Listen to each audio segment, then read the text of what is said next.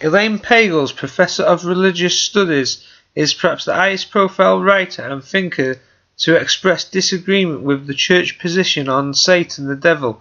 Her best-selling book, The Gnostic Paul, is well worth a read if you're interested in this theme. She begins where we have done, that Christianity and Judaism taught only one God, and this left no place for a devil, Satan, in the orthodox sense. Who is Satan? Satan is a personification of what early church fathers considered evil, like lust, greed, pride. Satan is the power of materialism. The Gnostic Paul, page 67.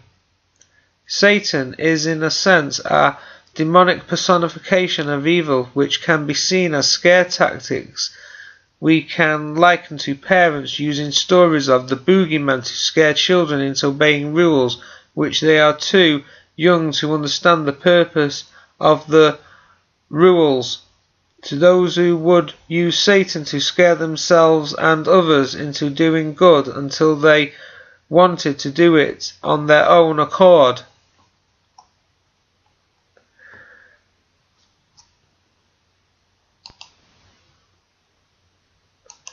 The relationship of Satan with sin appears late in the Old Testament.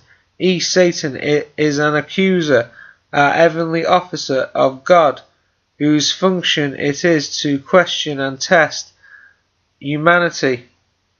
The appearance of Satan as a tempter like the devil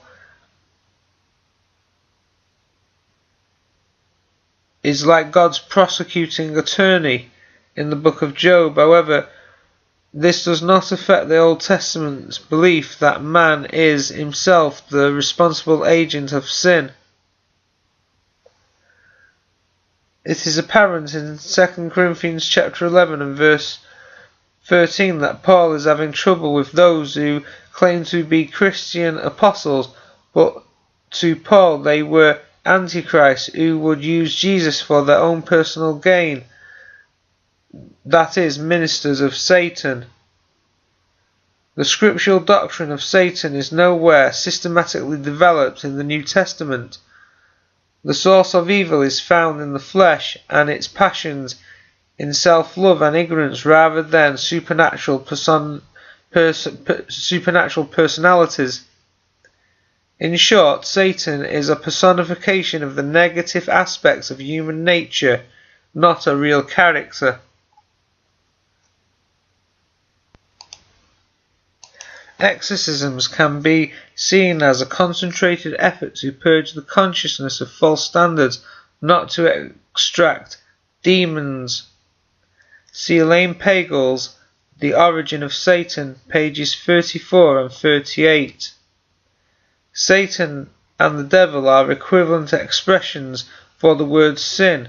Now, the word sin is used in two major ways in the scriptures. It first means the transgression of the law, and it next represents that physical fallen nature of mankind, which some people call original sin. So Satan the devil is a personification of human nature. This is not an abstraction, but that physical principle of the animal nature which is the cause of all its diseases, death, and resolution into dust.